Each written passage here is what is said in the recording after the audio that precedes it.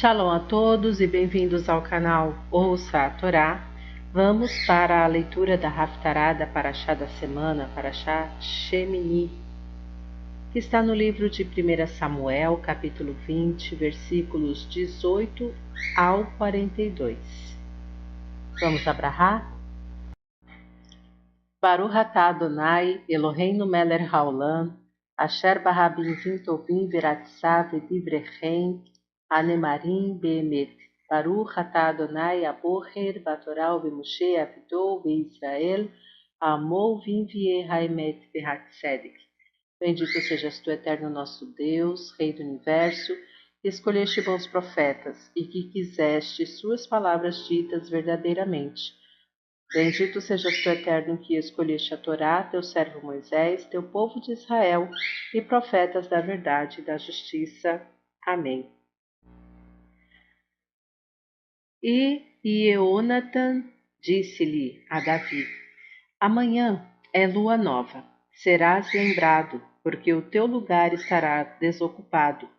Depois de ausente 3 dias, descerás e te esconderás bem, e irás ao lugar em que te escondeste no dia em que se trabalha, e ficarás junto à pedra de sinal para os que andam no caminho. Eu atirarei 3 setas para aquela banda, como se eu atirasse ao alvo. Eis que enviarei o moço e lhe direi: Vai, busca as setas. Se eu disser ao moço: Olha, as setas estão para cá de ti, toma-as e vem, porque tão certo como o Eterno existe, há paz para ti, e nada há que temer. Porém, se disser ao mancebo: Olha, que as setas estão para lá de ti, vai-te, porque o Eterno te despede. E quanto ao assunto da aliança que eu e tu falamos, o Eterno é testemunha por esta coisa entre mim e ti eternamente. E escondeu-se Davi no campo, e sendo a lua nova, sentou-se o rei para comer pão. O rei sentou-se no seu assento, como as outras vezes, no assento junto à parede. E Jonatan se levantou de seu lugar, e Abner sentou-se ao lado de Saul, e o seu lugar, de Davi, apareceu vazio. E naquele dia não disse Saul nada, porque dizia consigo: Alguma coisa lhe aconteceu pela qual não está puro. Certamente não veio porque não está puro. Sucedeu também, no dia seguinte, o segundo da lua nova, que ainda estava desocupado o lugar de Davi. E perguntou Saul a Jonatan, seu filho: Por que não veio o filho de Ishai, Jessé, também ontem, também hoje, a comer pão? E respondeu Jonatan a Saul: Davi pediu-me licença para que fosse até Betlehem, Belém. E ele disse-me: Deixa-me ir, rogo-te, porque nossa parentela tem um sacrifício na cidade, e meu irmão, ele mesmo me ordenou que fosse. Se, pois, agora tenho achado graça aos teus olhos, deixa-me ir, rogo-te, e ver meus irmãos. Por isso ele não veio à mesa do rei. E acendeu-se a ira de Saul contra Jonatan, e disse-lhe: Filho da perversa em rebeldia, não sei eu, porventura, que escolheste o filho de Ishai para a tua vergonha e para a vergonha da nudez da tua mãe? Porque em todo o tempo em que o filho de Ishai viver sobre a terra, não estarás firme, nem tu, nem o teu reino. E agora envia e traze-o a mim, porque é merecedor de morte. E respondeu Jonatan a Saul seu pai, e disse-lhe: Por que há de morrer? Que tem feito? Saul atirou-lhe a lança para o ferir, e entendeu Jonatan que seu pai estava determinado a matar Davi. Levantou-se da mesa Jonatan e todo encolerizado, e no segundo dia do mês não comeu pão, pois ficou muito entristecido por causa de Davi, porque seu pai o tinha maltratado por causa de Davi. Ao outro dia pela manhã, saiu Jonatan para o campo, no tempo que tinha ajustado com Davi, e havia com ele um moço pequeno. Então disse ao seu moço: Corre, busca, rogo-te as setas que eu vou atirar.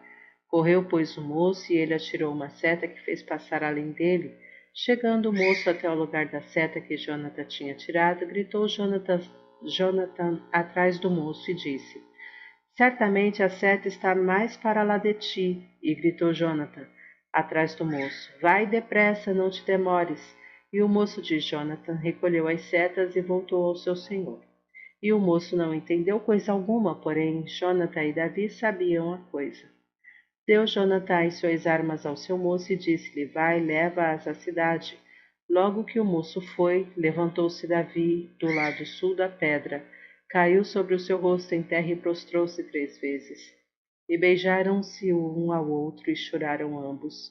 E Davi chorou muito mais.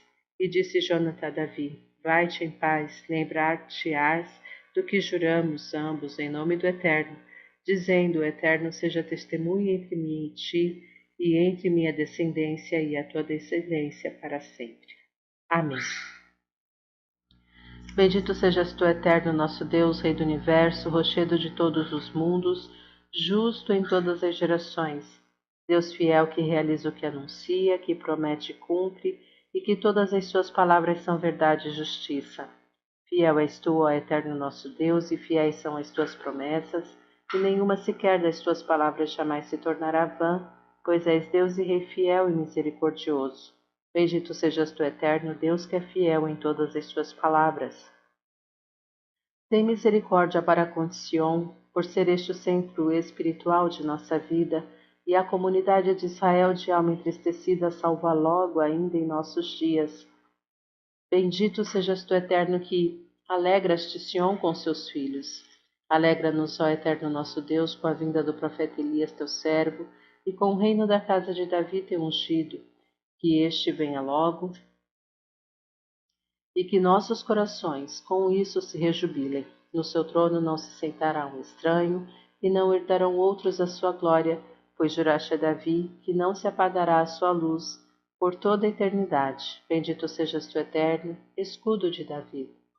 Pela Torá, pelo serviço religioso, pelos profetas, e por este dia de Shabat que nos deste, ó Eterno nosso Deus, para a santidade, para descanso, para a honra e para a glória. Por tudo isso te rendemos graças, ó Eterno nosso Deus, e te bendizemos.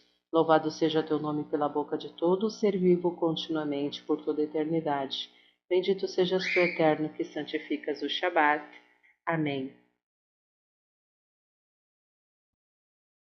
Bendito sejas, Adonai, nosso Deus, Rei do Universo, que nos deste Yeshua, teu Filho, como nosso Messias, nosso Redentor, nosso Salvador, nossa expiação e nosso Senhor, e que deste os livros da nova aliança ao nosso povo e a todos os povos. Bendito sejas, Adonai, que concedes salvação em Yeshua, o Messias. Marcos, capítulo de número 7, do verso 1 ao verso de número 23. Os fariseus e alguns dos mestres da lei, vindo de Jerusalém, reuniram-se a Jesus e viram alguns dos seus discípulos comerem com as mãos impuras, isto é, por lavar. Os fariseus e todos os judeus não comem sem lavar as mãos cerimonialmente, apegando-se assim à tradição dos líderes religiosos. Quando chegam da rua, não comem sem antes se lavarem, e observam muitas outras tradições, tais como o lavado de copos, jarros e vasilhas de metal. Então, os fariseus e os mestres da lei perguntaram a Jesus: por que os seus discípulos não vivem de acordo com a tradição dos líderes religiosos, em vez de comerem o alimento com as mãos impuras? Ele respondeu: bem profetizou Isaías acerca de vocês, hipócrita, como está escrito: este povo me honra com os lábios, mas o seu coração está longe de mim. Em vão me adoram. Seus ensinamentos não passam de regras ensinadas por homens. Vocês negligenciam os mandamentos de Deus e se apegam às tradições dos homens. E disse-lhes: vocês estão sempre encontrando uma boa maneira de pôr de lado os mandamentos de Deus, a fim de obedecerem às suas tradições. Pois Moisés disse: honra teu pai e tua mãe, e quem amaldiçoar seu pai ou sua mãe terá que ser executado. Mas vocês afirmam que se alguém disser a seu pai ou a sua mãe: qualquer ajuda que vocês poderiam receber de mim é corbã, isto é, uma oferta dedicada a Deus. Vocês o desobrigam de qualquer dever para com seu pai ou sua mãe.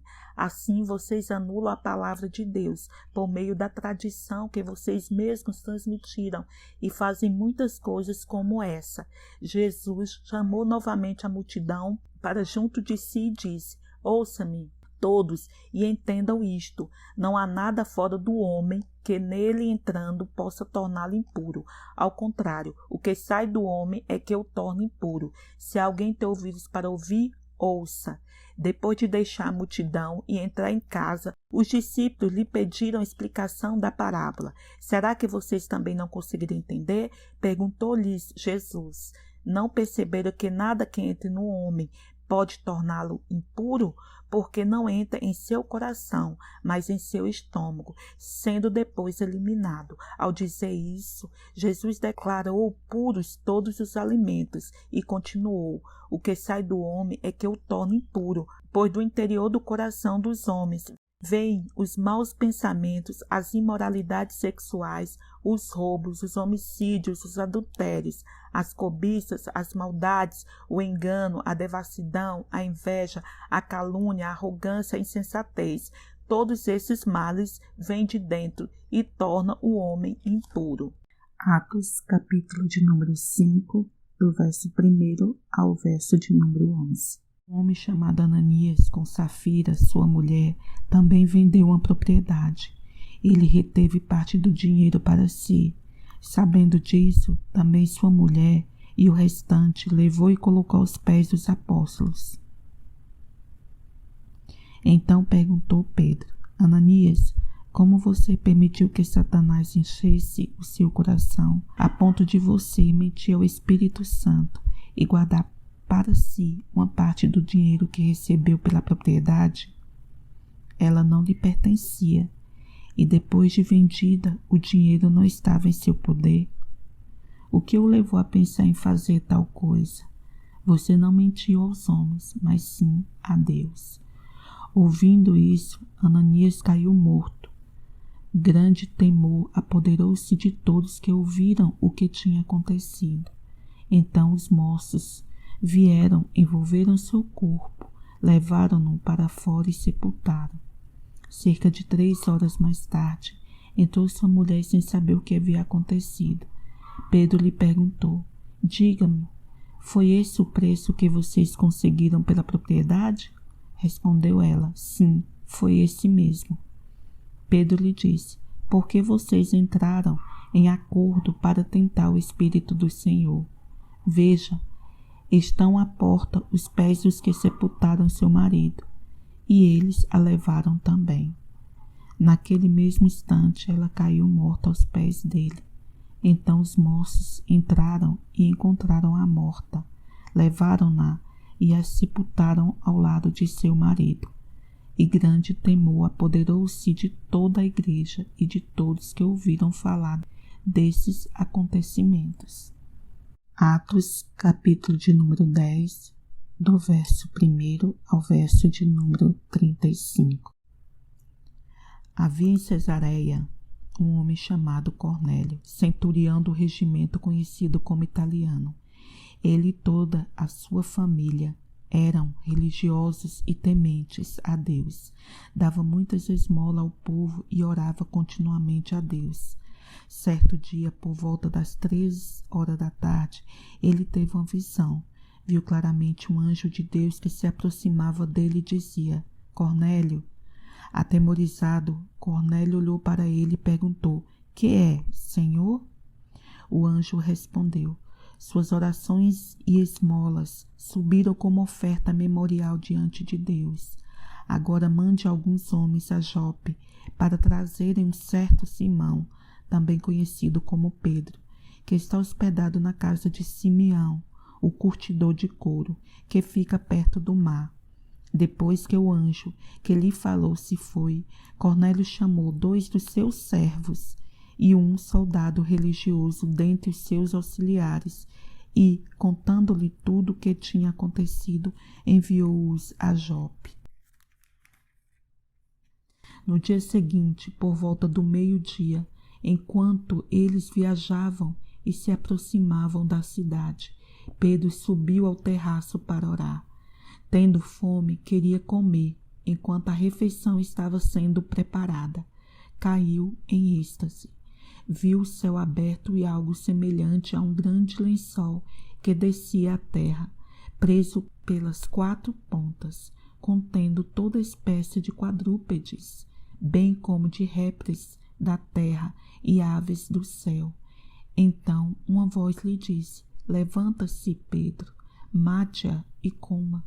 Mas Pedro respondeu: De modo nenhum, Senhor, jamais comi algo impuro ou imundo. A voz lhe falou segunda vez: Não chame puro ao que Deus purificou. Isso aconteceu 3 vezes, e em seguida o lençol foi recolhido ao céu. Enquanto Pedro estava refletindo no significado da visão, os homens enviados por Cornélio descobriram onde era a casa de Simão e chegaram à porta. Chamando, perguntaram se ali estava hospedado Simão, conhecido como Pedro. Enquanto Pedro ainda estava pensando na visão, o Espírito lhe disse: Simão, 3 homens estão procurando por você. Portanto, levante-se e desça. Não hesite em ir com eles, pois eu os enviei. Pedro desceu e disse aos homens: Eu sou quem vocês estão procurando. Por que motivo vieram? Os homens responderam: Viemos da parte do centurião Cornélio. Ele é um homem justo e temente a Deus, respeitado por todo o povo judeu. Um santo anjo lhe disse que o chamasse à sua casa, para que ele ouça o que você tem para dizer. Pedro os convidou a entrar e o hospedou. No dia seguinte, Pedro partiu com eles e alguns dos irmãos de Jope o acompanharam. No outro dia chegaram a Cesareia. Cornélio o esperava com seus parentes e amigos mais íntimos que ele tinha convidado. Quando Pedro ia entrando na casa, Cornélio dirigiu-se a ele e prostou-se aos seus pés, adorando-o. Mas Pedro fez levantar-se, dizendo: Levante-se, eu sou homem como você.